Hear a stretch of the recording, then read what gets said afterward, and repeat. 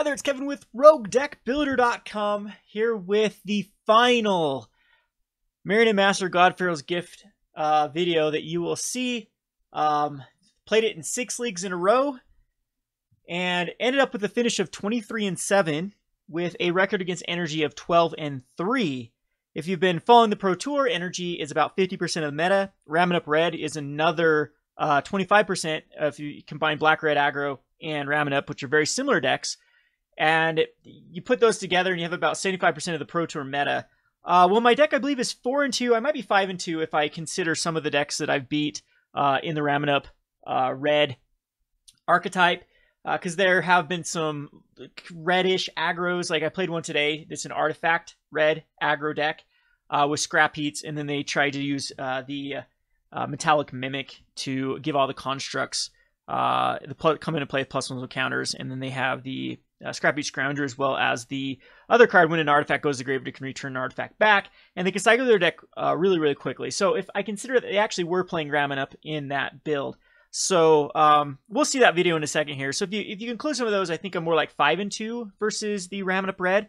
It used to be a bad matchup. I decided to throw in some Scrapheap Scroungers to the mix. Let's just pull up actually the list that I'm using at the moment of the deck. And I don't know if I like this list. This is the list I 5-0'd for, so a little bit of a spoiler alert here. The games are not... My deck was not running on its full cylinders. I was actually getting quite frustrated with today, but it's funny, my opponents also weren't running on full cylinders. A lot of like missed land drops, a lot of floods, a lot of getting... too much of the same quantity of cards. Like once against the energy deck, he drew just obscene amount of Servant of the Conduits with no way to pay it off. And against the other energy variant, my opponent just got Winding Constrictor, Winding Constrictor, Winding Constrictor, Cub. And I mean, those are good draws, but you need a different, it's attacking the deck all in the same fashion. So no evasive damage, no bigger things. So if I just continue to chump block the Cubs, then the deck doesn't really progress. And so this 5-0 is weird. It's funny because I don't think I deserve the 5-0 with this particular one, where I think some of the other ones I've been very frustrated because what we're going on. There was one of them that I went on to game number 5, 4-0, and then won the first game and then molded into oblivion. The second game lost and then kept a 2-lander and didn't draw a 3rd land, for example. And so I was very frustrated with some of those when I felt like those were a better showing of the deck. This one is kind of, it's again very awkward that this was the one that 5-0'd with my deck definitely not running on full cylinders. So I've done the deck tech with this 1,000 times. I'm very experienced with the deck now. So I think I can give a better overview. I'm down to 3 Hope of Ghirapur just because I side them out in the Teamer Energy matchup as well as the Ramming Up Red matchup. So I don't know if they are worthwhile putting in the main, but they're kind of like the filler card when I don't know what I'm to expect against my opponents. I like to have another 1-drop that I can cast. Hope of Ghirapur has some fun little combos in this deck. If you have one out and then you have the God-Pharaoh's Gift combo to bring back a Marionette Master, it gives you another out by having one in your hand and then post attack phase in your second main phase, just casting your other Hope of Ghirapur.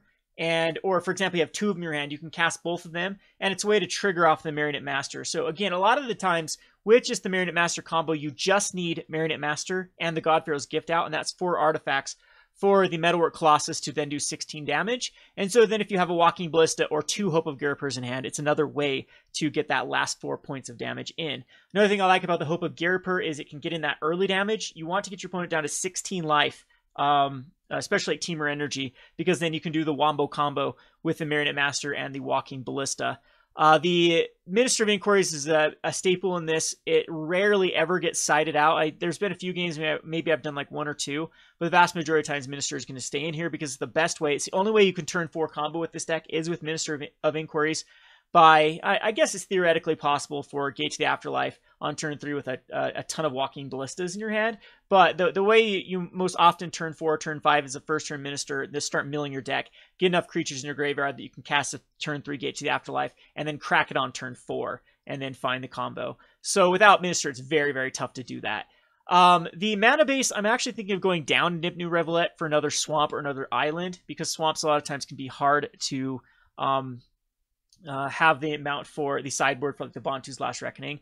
But also against ramming up, it really hurts to use the Ipnu Rivulets to do a damage to cast your first turn Minister of Inquiries or like a Glint-Nest Crane on turn number 2 if you happen to have like a swamp in hand. And the Drowned Catacombs, it gets kind of awkward, them coming into play tapped. Whether this is a basic land, you can play the basic land and play the Drowned Catacomb. But 3 is good because Ipnu Rivulet does allow you on turn 5 to crack it, throw 4, I kind of call it a YOLO, just a Hail Mary, throw 4 cards in your graveyard, still have 2 mana to crack your Gate to the Afterlife if you do hit the 6 cards in your graveyard. So I do like Rivulets. 4 was a mistake. 3 is probably the right number. 20 lands is ideal. I don't think I can go down lower. You only need 2 lands in this deck because once you have 2 lands, you can start using the charts and the strategic plannings to try and get that 3rd land. Once you have the 3rd land, you have Gate to the Afterlife and Champion that can start digging through your deck. So Chart the Course is the best card that we have to fix our hand. It'll often get rid of the Marionette Masters, or excuse me, the Metalwork Colossus, and yes, the Marionette Masters that are stuck in your hand that you want in the graveyard. So it's actually more powerful than Strategic Planning. Strategic Planning goes through more cards. Chart the Course is better to set up your hand. It also has pretty good synergy with Minister of Inquiries and Hope of Ghirapur. On turn number 2, if you don't necessarily have anything in your hand you want to get rid of, say your hand's full of like Champions, Trophy Mage, Escape the Afterlife, you can just cast the Chart a Course after you've attacked in. So it's a very, very powerful card with these 1-drops and just in this hand. Glint-Nest Crane is the filler card in here. I might go down, but it's just so good versus ramming up right now. It blocks Beaumont Couriers and Earthshaker Kenras, and now the black-red aggro is starting to get a lot more popularity. It blocks the 2/1 Dread Wanderers. So I even if this card misses, which statistically you have 25% of your deck is artifacts, so you should statistically hit it on your Glint-Nest Crane. Because we actually are down, I believe, in 15 artifacts, so 15 is 25% of 60. So yeah, so it should hit. Also, what I like about Glint-Nest Crane is you're usually trying to dig for Gate to the Afterlife. And so if you don't have it in your hand, it goes through 4 cards trying to find it. So keep that in mind. It's a pretty good card, even if it misses. Strategic Planning is just another way. I like Strategic Planning when you don't have a Marionette Master or a Metalwork Colossus in hand. So if you have both these in hand and do have like a Metalwork Colossus, it's better to use a chart. If you don't, Strategic Planning looks at the top 3, and hopefully you can get like a Colossus or Marionette Master in the graveyard that way. Again, Strategic Planning can be a tricky card because you don't know what you're getting, and so it can often mill cards you don't want to mill, whereas Chart of Course is just a lot better to set it up. So Ravels of Ixalan, I'm hoping for either an artifact or another like blue spell that fixes the top of your library, or your hand, rather than tries to go through the top of your library. Champion of Wits is beautiful, one of the best cards in this deck. It's your second best target to get back with God-Pharaoh's Gift, and just really good versus the control matchups and the energy matchups when it turns into a grindy match. I'm up to 3 Trophy Mages because I went more into the sideboard. We'll show the sideboard in a second. As it can go get the Gate to the Afterlife as well as some sideboard cards. And then we are playing, of course, 4 Gates. 4 Marionette Masters, because it's our win condition. We always want to have one in our graveyard. 2 God-Pharaoh's Gifts, just in case one gets cast out. It's also good. There are mini games. Energy, it's awesome to have double these out. They can Confiscation Coup your God-Pharaoh's Gift. They can also use the Hostage Taker, and you just have a backup one. That's the same reason for the 2 Metalwork Colossuses. And 4 Walking Ballistas. This card is just a powerhouse now in the meta. It's amazing. Black-red aggro is starting to pick up, and this card just completely craps on the black-red aggro. As if you even have to cast it for 2, you can often block and then shoot something down. If you cast it for 4, you really start to mess with their board state, the Night Market Lookouts, the Dread Wanderers. One game I was able to block a Hazoret and shoot down 2 things. So it's a very, very key card for that matchup. So sideboard card, I've adjusted this. With Teamer Energy and Ramming Up Red everywhere, and when I mean everywhere, I've decided instead of Aethers for Harvester, note that Harvester is actually quite bad in this deck. I had 3 at one point, then 2, then 1. Now I'm down to 0 because oftentimes what ends up happening is you cast Aether for Harvester and then they kill your way to crew it. and then you don't have it just sits there, or they just abrade it. So I thought that Filigree Familiar would give me that edge versus Round Up, and so far, so good. I might go up to 4 of, cut a Scrapheap Scrounger in the sideboard, because I'm not seeing a lot of control variants lately, and Scrapheap is just in here for the black-blue and the white-blue control. It's just a miserable card for them to deal with, because it's something that can continue to attack in and get off that initial damage, and pressurize them to the point they have to answer, and then you can follow it up with other cards. So we might go down in the Scrapheap Scrounger and go up in Filigree Familiar, because this card is just bonkers good versus ramming up in black-red aggro. You get a card, you get 2 life, and you get a blocker, all in one thing. It's exactly what you want to happen.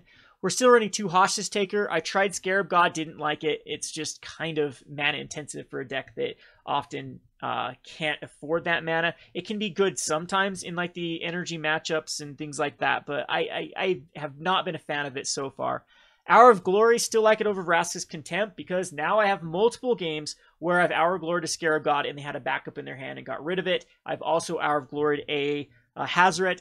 They had backups in their hand and got rid of it. I think that that is so much better than the 2 life. Now, people might argue with me that the 2 life is relevant in the ramming up red matchup. Sure, but in the teamer matchup, the 2 life is often not relevant. And so getting that Scarab God gone and any of them in their hand gone is huge. So, I mean, that was a very, very awesome game where I did that against a black-blue control and got rid of the 2 Scarab. I think it was 1 or 2 Scarab Gods that were stuck in my opponent's hand, and then they didn't have any win cons after that. So, of course, I would wish that Hour of Glory went through their library and got rid of all of them, but it doesn't. I think that was kind of a terrible,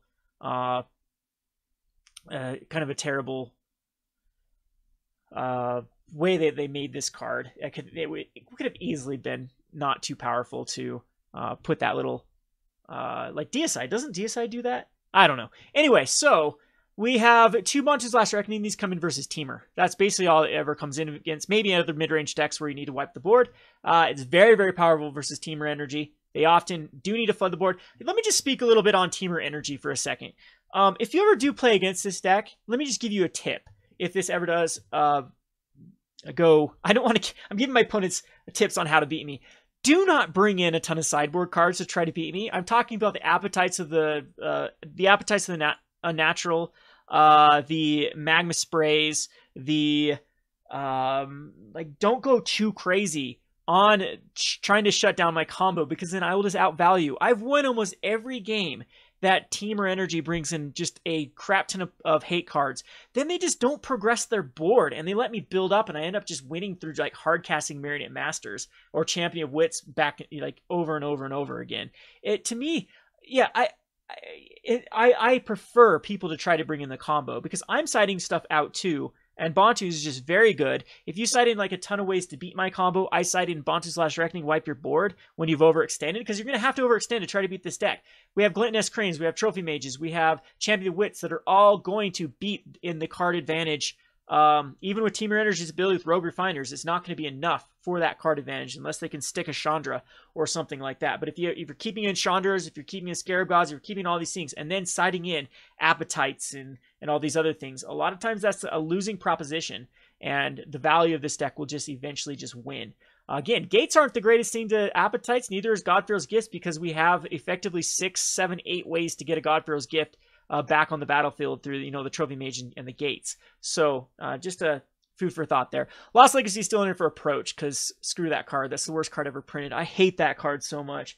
I win buttons are one of the things I can't stand about, or alternate win conditions about Magic. I know it might go against kind of the whole flavor of a brewer, but I'm not a combo player. Well, it's funny, I'm playing kind of an all-out combo. I'm a synergy player that happens to have combos in their deck. I don't like kind of like what I like to call the one-trick pony decks, and I'd argue that this is not a one-trick pony deck. This has you shut down my combo, I can still win.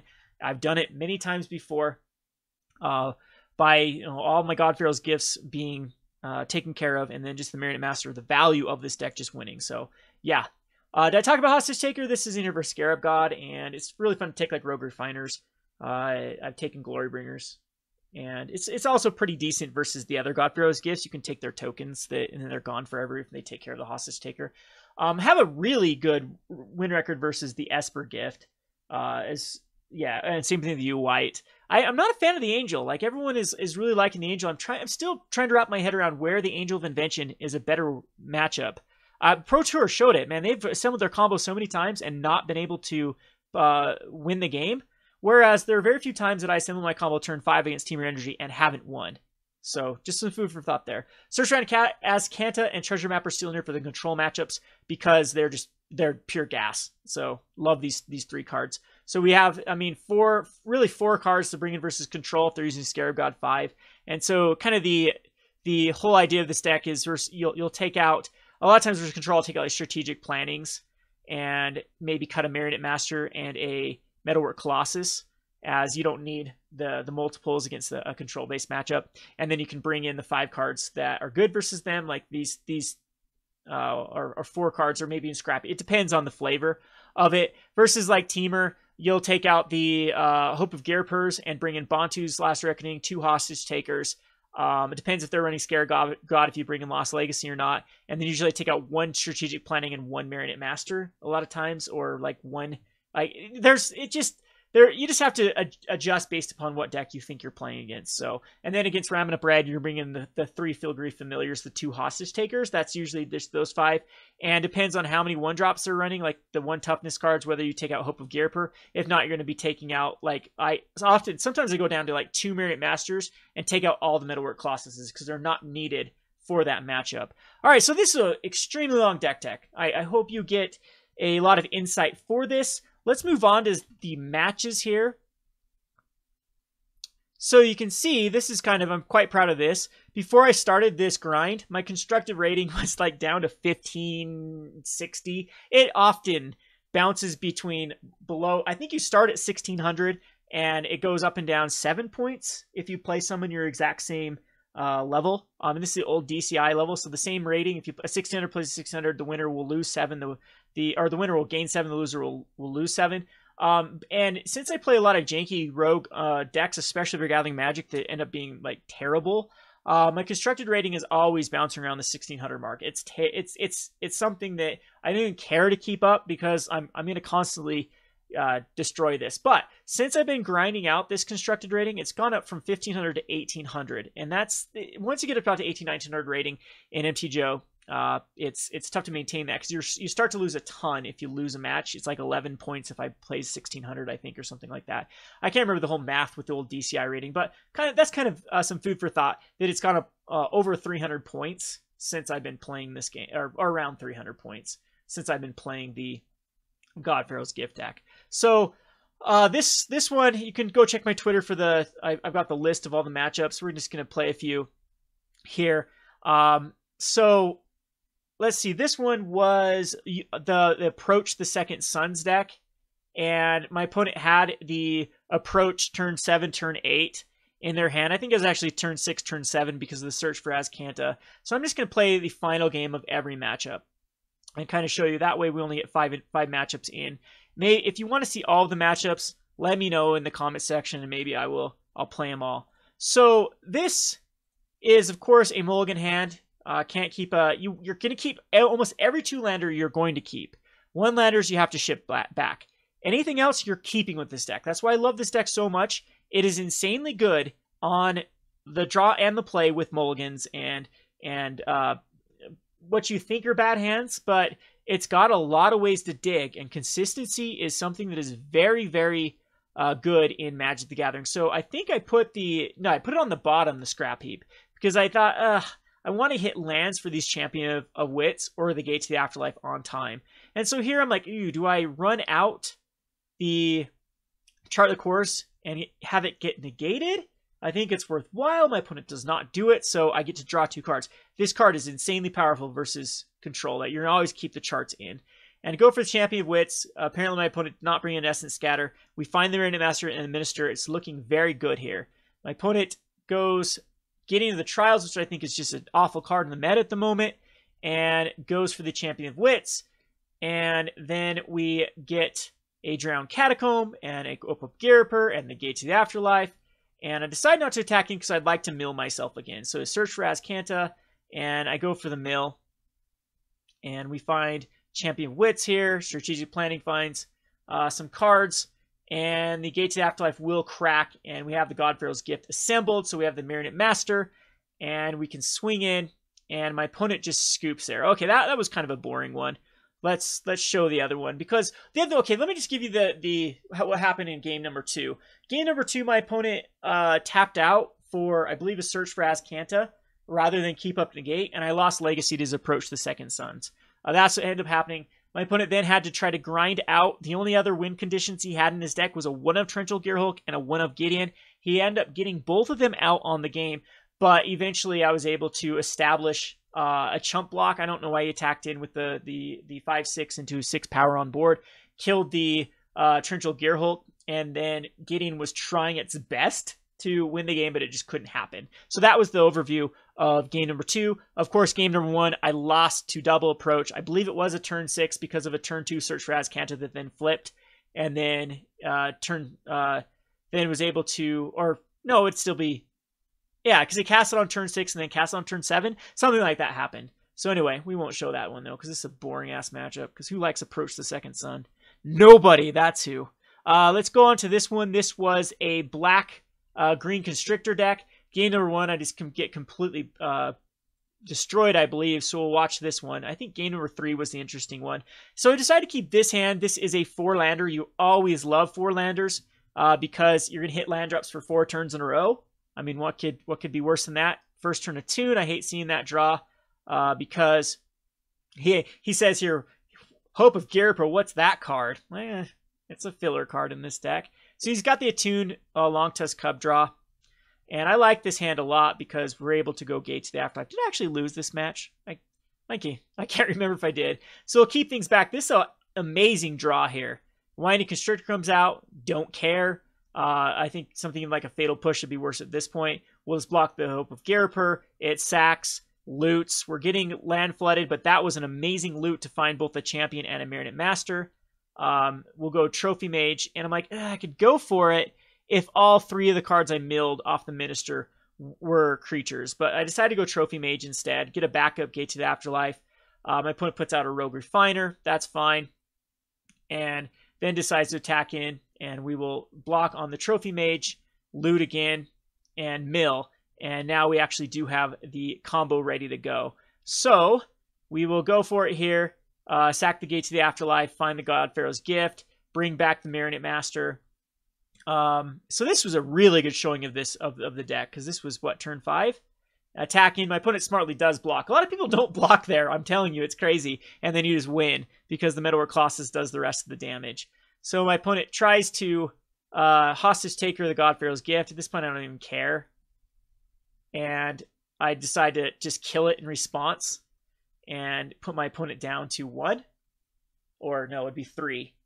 And now it's kind of weird for my opponent, because he's down to 3 life. I've got the Gate to the Afterlife that can crack on the following turn. Yep, I have the cards in the graveyard. Or we'd probably have close. Let's see if we have 1, 2, 3, 4, 5. And so the Minister and the Ipnu Rivulet will definitely, that's 7 cards I can go through to find another creature. I don't think there's a way I missed there. All right, so game number 2, this is the one I got completely destroyed with. So this was a mulligan and mulligan. Oh yeah, so it was just a mold of 5 that was tough to recover back from. I don't know if we care to see this match too much. And of course kept it here. Throw out Long Tusk Cub. We can throw out the Glint-Nest Crane. And this one missed too. It was just like everything going wrong. Yeah, in this match. We mold a 5, then flood out, and then miss with the Glint-Nest. So terrible, terrible. Decided to go, instead of Walking Ballista, we need to try to find something. We need to find a Bontu's Last Reckoning. And this is a really good draw at the Winding Constrictor Long Tusk Cub. We're down to 14.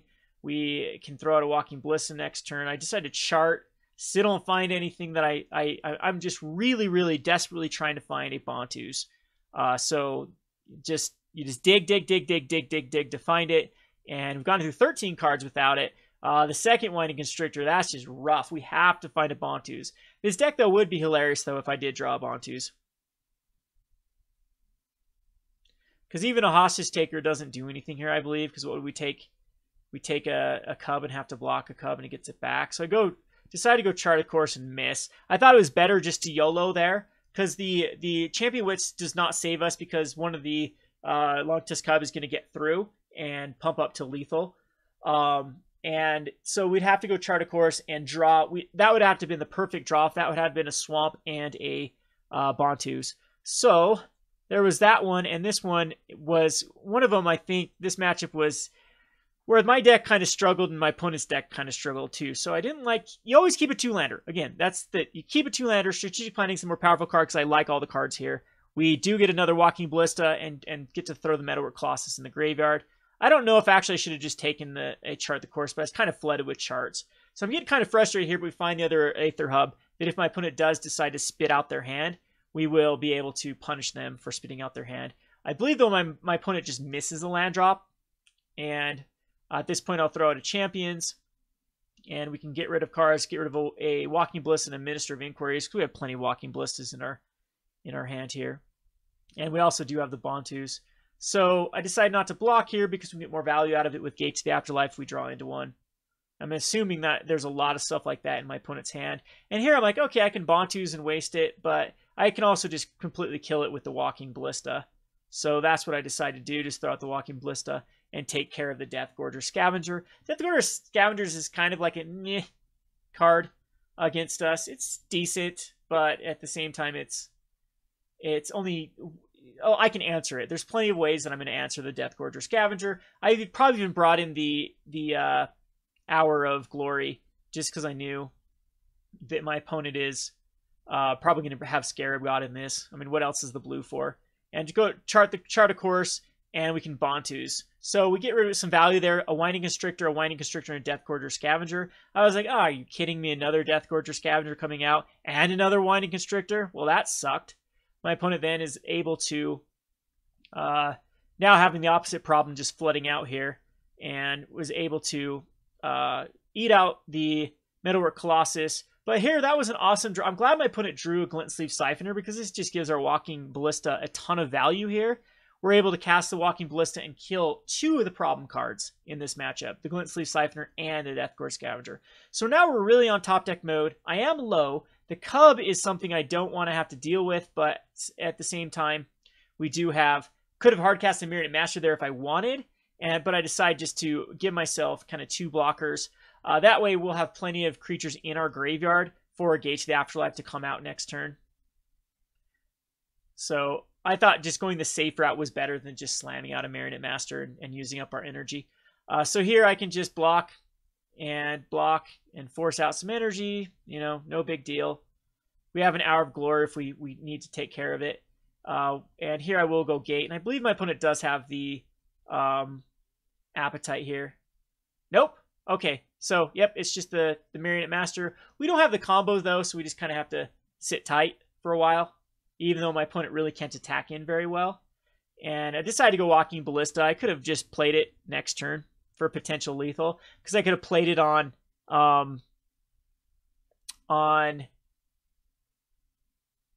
3 the next turn. Surprised I decided to, go this route. I definitely shouldn't have gone this route. I think I had the win on board. Yeah, I had the win on board there. That was a mistake on my part. If I just pumped up my Walking Ballista and attacked with the servos, I would have won. So, yeah, pumped up my Walking Ballista to a I could even would have been able to pump it up to a 3.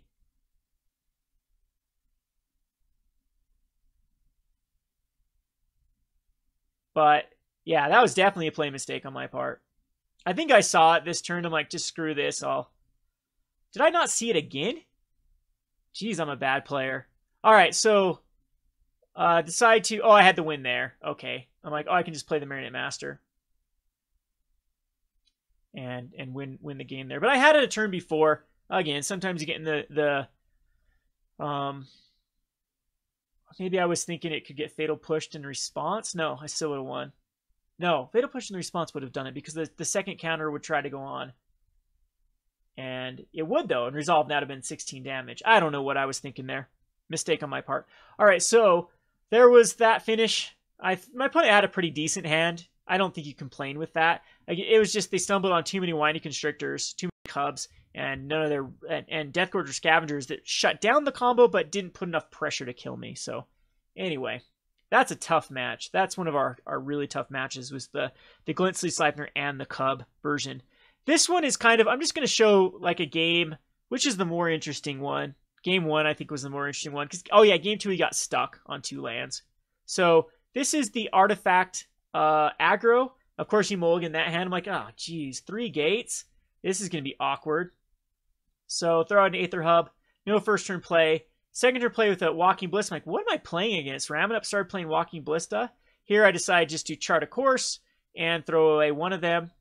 And so we're not in any sort of problem here. Another Walking Ballista. At this point, I'm like, yes, it's not. Ramming up doesn't have a God draw. Or a quick draw would have died here. We get the 4th gate to the Afterlife, the Trophy Mage, so we don't have to draw the damn thing. And my opponent puts out a Foundry Inspector, and I can go gate here.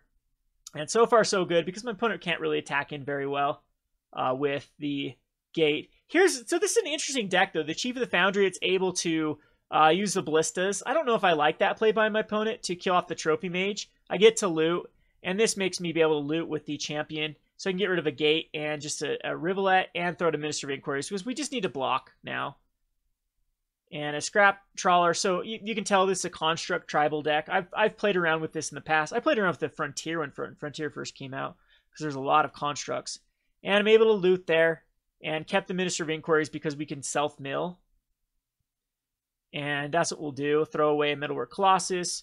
Throw a Glint-Nest Crane out. Try to find like a Walking Ballista. That finds nothing. I'm like, I could have milled a Marionette Master there. And decided not to go for the mill because I only have 3 creatures in my graveyard. And that would have been kind of rough. So decided to just keep everything back. This isn't an issue here. We'll block. And keep the Marionette Master because that is going to guarantee that we hit. Or hopefully guarantee. We have 4 in the graveyard. Now we have enough. So we can crack the gate. Find the God-Pharaoh's Gift. And it's only a Braid that can save my opponent here.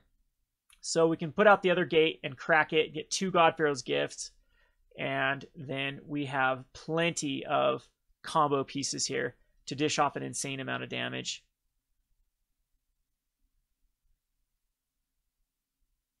Actually, I don't win here. Yeah, my opponent can block.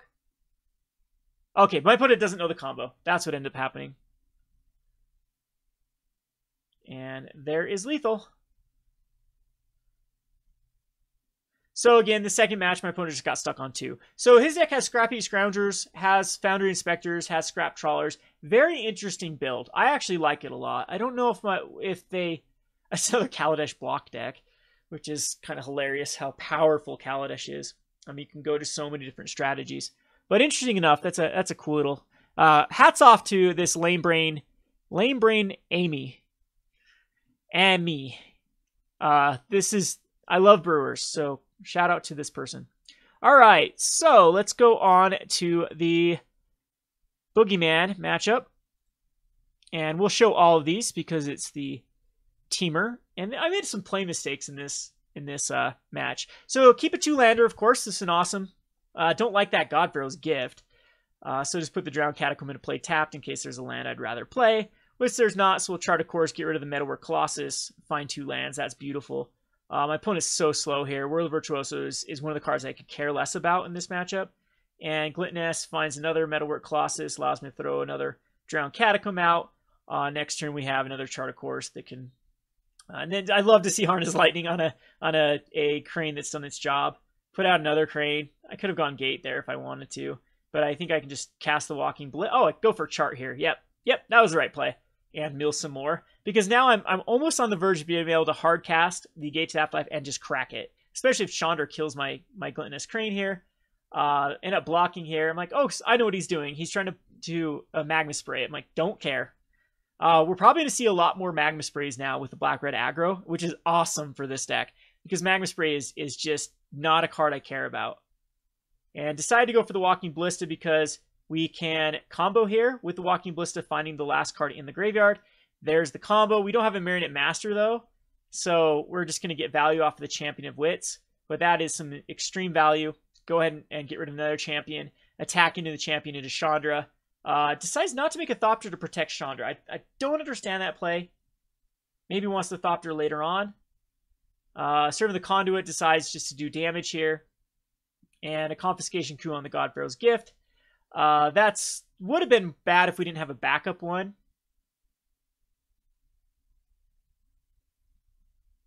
but we do. It's getting kind of frustrated we don't have another Ballista, or excuse me, Marionette Master in the graveyard. We've gone through almost half our deck. We did find one off the crane on the bottom of our library. I'm surprised my opponent didn't exert the Glorybringer here. And I draw the Marionette Master, which I was upset about. I don't know why. This was the mistake. For some reason, I'm like, oh, it's a 4. I'm so used to the Marionette Master being a 4 that I thought I had to win here. So, I didn't need to do this. Hindsight, though, it'd be funny if my opponent does have a Confiscation Coup in hand and couldn't take my second one. I thought it was just lethal there, but I had his backup Gate to Afterlife anyway for God-Pharaoh's Gift. Opponent decides to attack in. This is a risky attack in. Gets back a Whirler Virtuoso with some energy. And has the other Glorybringer that has to play backup. So, we can just play Gate... what did I play there? Oh, Gate to Afterlife, crack.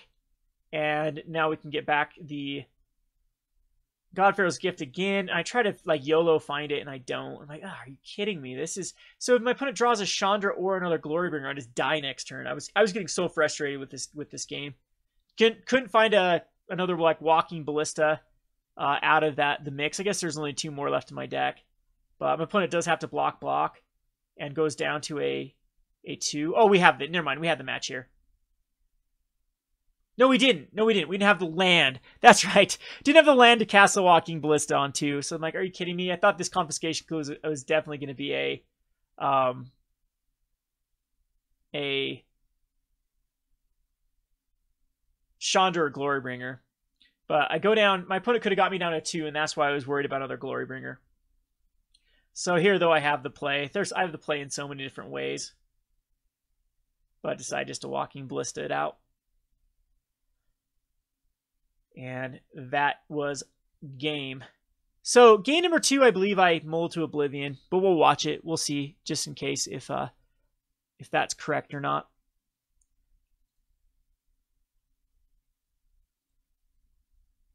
Nope, keep this. I actually like this hand a lot, as it has a lot of play versus Teamer energy. Go for the Minister just so I can start getting some value out of it. And my opponent's slow here, so I'm like, man, I've won this match. Because usually they need to by turn 3, have something. So I'm thinking my opponent just has control like crazy in hand. And getting disappointed that I'm drawing into lands, no of my cards that can self-mill. And I will self-mill there. I'm like, hit a chart and a strategic playing. That's about as bad as it can come on mill. But we do find the Trophy Mage. So that's awesome.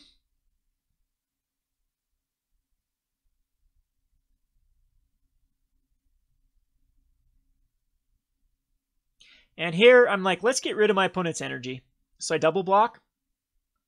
And I still think that's the right move. Maybe I could have waited for a Gate to the Afterlife. This might end up being... at this point, I'm pretty much convinced that all my opponent has in hand is a bunch of control cards.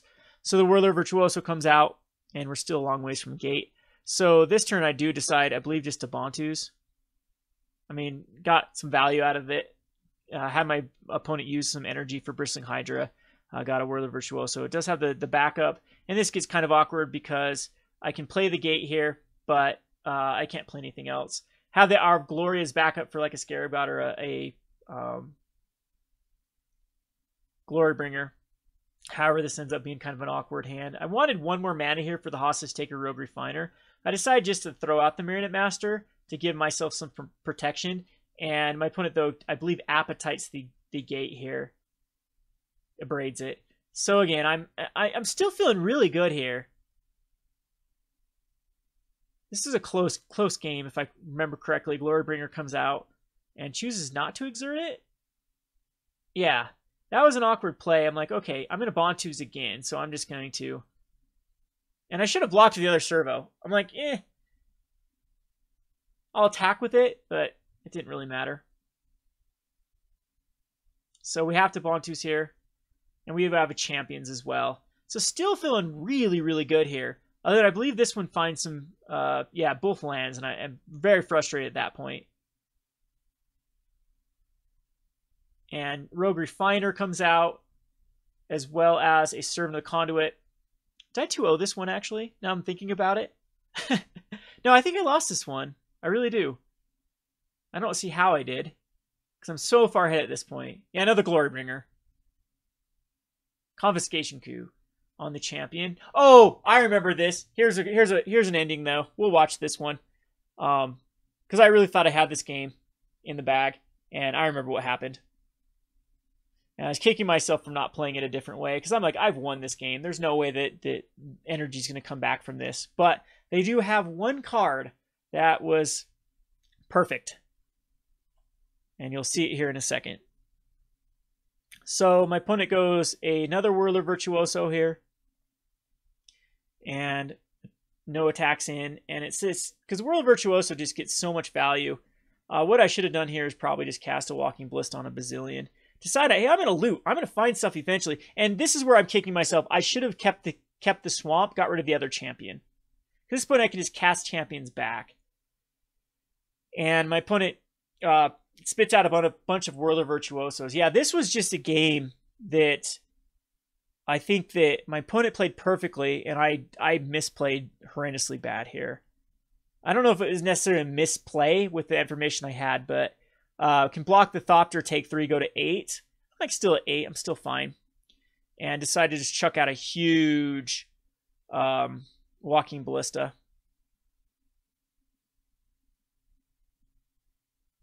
I should have gone for the combo. I was just so afraid of like control cards in my opponent's hand that I didn't want the combo to get abraded. But right there, I did have lethal with the combo. But I thought I just was so certain I had this match.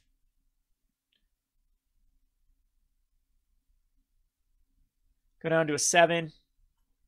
Yeah, definitely should have gone for it. But again, I played around it. And Appetite for the Natural. And we'll put a counter on it. Now I'm wishing I wouldn't have put the counter on it and just killed a Thopter, because you'll see the card that gets me next turn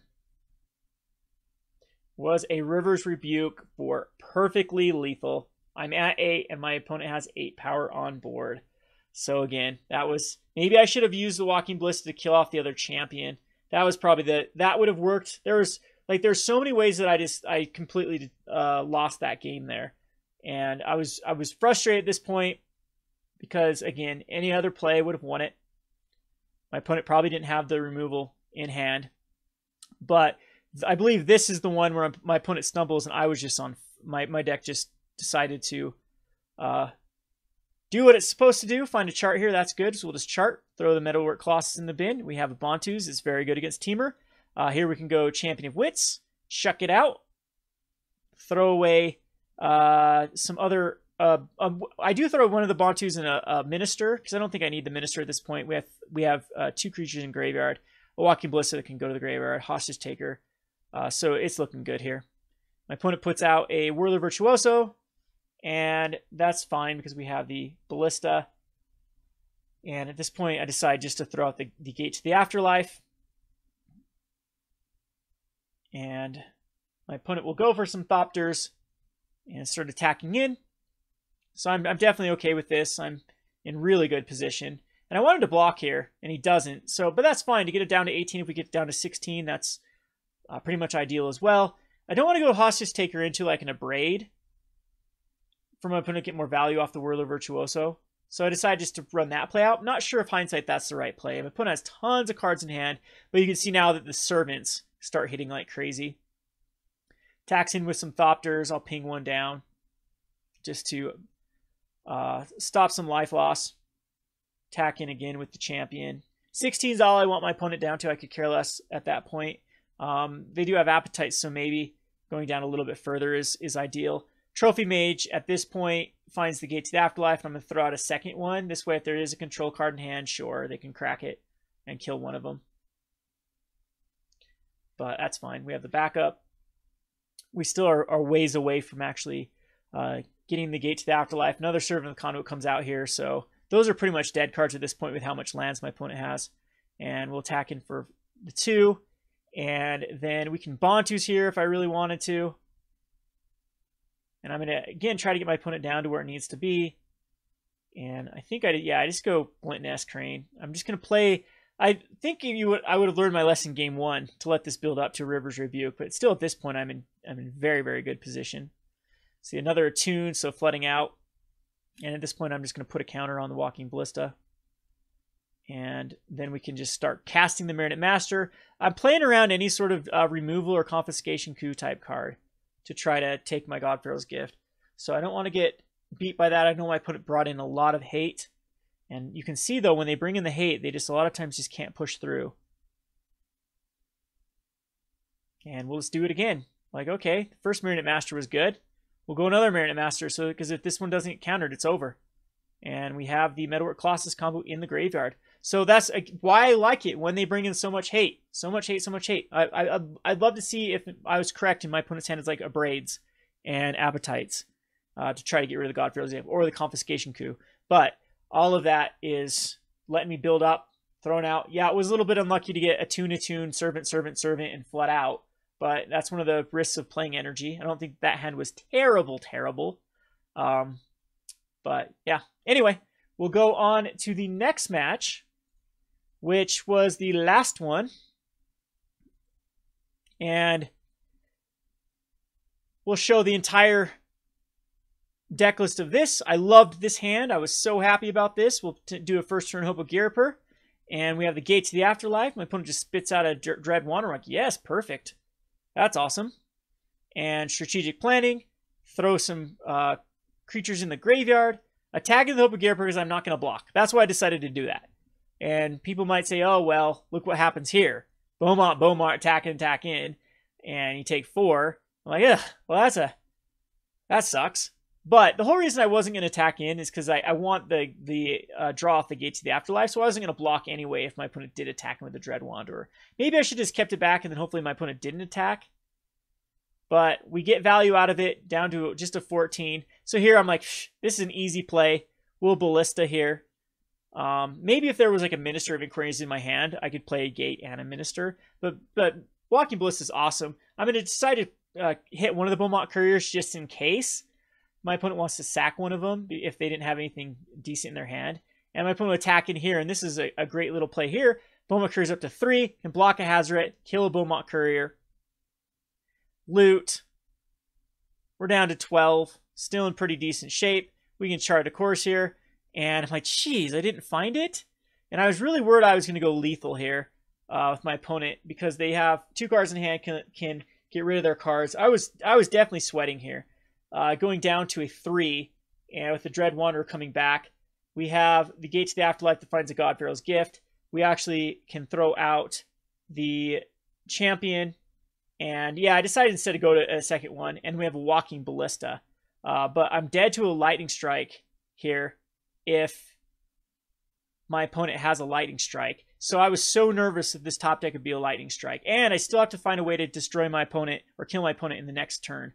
So attacks in here, block, shoot down. I'm keeping the Champion alive just in case for the extra damage. I don't know if that's actually necessary, but the Hail Mary Ipnu Rivulet does find the Marionette Master, and we have lethal here.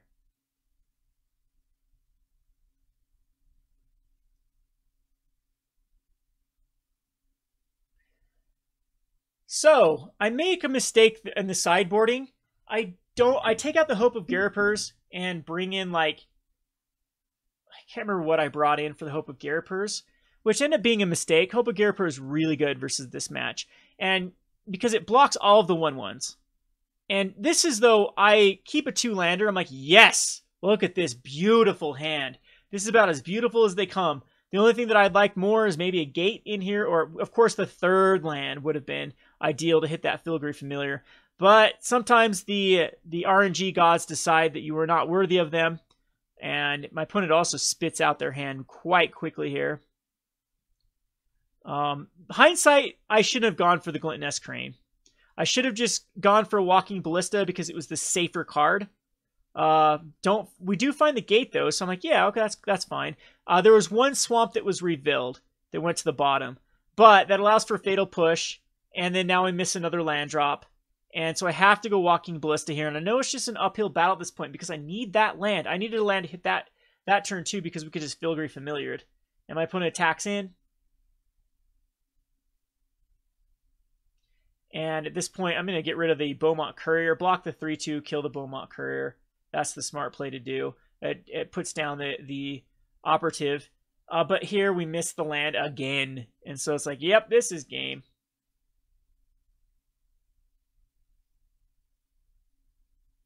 I think my opponent also even has a Lightning Strike in a turn. Yep. So that would have been a totally different game, of course, with the Filigree Familiar. And we just did not hit a land. So revealed through 15 cards, only saw a total of 3 lands, 2 of them in our opening hand, and then only 1 with the Glint-Nest Crane. So I was really upset at this point, thinking, oh, am I going to really get the matchup I want with the Filigree Familiars, get the hand that I want in game number 2, and just not close this out? But this match is so much easier on the play than it is on the draw. I'm like, this hand is perfectly acceptable. Minister of Inquiries just counters the Beaumont Courier. On turn 1, it's also something that can block the Dread Wanderer. Now, Glint-Nest Crane is the next best thing. I decided to take a Filigree Familiar over Walking Ballista, but both are insanely good. And I was going to tag in for Minister, but like, nah, I'll mill myself instead. And another Dread Wanderer and a Beaumont Courier. So insanely fast hand by my opponent. And this, I mill, and that was a pretty good mill. Then we hit the gate, but the Filigree Familiar is just insanely good versus this deck. Go up to 22. It's another card my opponent has to attack into. My opponent then... I guess my opponent did mold a 5, though, with this hand. So that's one of the... I'm not sure it would have mattered, though, with the hand we had. As I don't think my opponent could get rid of their hand quick enough for... By the time this hand is just going to take over. So Hazard comes out here. So my opponent, if they had 2 more cards in hand, they couldn't attack with Hazard here. So just some food for thought. I think this was kind of an attack that was quite weak, because we'll just block like this and only lose a Filigree Familiar, and my opponent loses everything. Still beat a healthy 17. Yeah, and they just have a Hazard left. So here I can go Strategic Plannings, get the Trophy Mage, which then can go get the gate. And at this point, it's going to be very tough for my opponent to come back. Tack in with the Walking Ballista and the Glint-Nest Crane, because might as well. Get my opponent down to that 16, and then we have just lethal. If we can find the combo. I took out the Colossus, though, so I don't know why I did that. But a Lightning Strike on the Walking Ballista, who cares? Throw the Minister away because the Minister doesn't need a mill anymore. We're fine with the cards we have in hand. And the Trophy Mage is better at blocking like Beaumont Couriers. So here we could go the Hostage Taker if I cared, but I'm just going to go Gate to the Afterlife and Chart a Course. And, oh no, Crack It. Yep, that's better because we do have what's in the graveyard. And that can bring back a Champion, which then fills back up our hand. Get rid of another Champion and Glint-Nest Crane. Attack in. And my opponent then scoops it up. Yep, it's pretty much can't win at this point. So that's my 5-0 finish. I'm pretty much done with this deck, I think. Open to suggestions of what I should play next. I don't know. We can brew around with a lot of other things. Unfortunately, though, Teamer Energy, the Pro Tour is looking out to be a dud with tons of energy decks and tons of Roundup Red. It's actually going on right now. I'm not even watching it. That's how bored I am of seeing the matches that are out. Anyway, comments in the comment section below. I hope you enjoyed this. I think I will be doing a celebration stream tonight after we have Commander from 6 p.m. Pacific time. Usually it's about 9 Pacific time. So I'm thinking that after that, I'm going to try to do a celebration stream. Just because I finally got a goal. I haven't made goals for Magic the Gathering in such a long time. And this just reinvigorated me. I haven't played competitive in a really long time. Just been burned out of Magic. Haven't really had the kind of the lust for it. And this was, I want to get back on a Pro Tour maybe. I mean, it's really hard for me in the area that I live, in the middle of Utah, to find opportunities to qualify for a Pro Tour, as even the regional or the PPTQs can be a bit of a drive. You're looking at, 3 hours to Salt Lake, 4 hours to Vegas, even for those. And then the regional ones are usually in Denver, and that's a 9-hour drive. So it's tough to make those. And then Grand Prix, we haven't had one in Utah for quite some time. Denver, again, is a 9-hour. Vegas is a 4.5, 5-hour drive. And then if you're looking at like San Diego, Phoenix, Los Angeles, you're looking up 9-10 hours after that. So it's really, really rough to try to take that time off to go to these type of stuff. I don't live near an airport either, so that's it's a 3-hour drive to an airport just to fly out. So anyway, we'll see. I'm going to try to get some more people involved with the Rogue Deck Builder brand. We've been, this entire summer's just been a dud, and I have no one to blame myself for that. And yeah, so if you're interested in brewing decks, A, or B, if you have any experience with website design, that's what we're kind of looking for. I really love a content manager, someone to put out deck lists. I don't have time to brew decks, cultivate a community, and really publish articles and things like that on the website and kind of run the store. It's just too much for me. So we'd like to get some more people involved. If you have a heart for brewing, send me an email and we'll see what we can do. This has been Kevin with RogueDeckBuilder.com. Thanks for watching.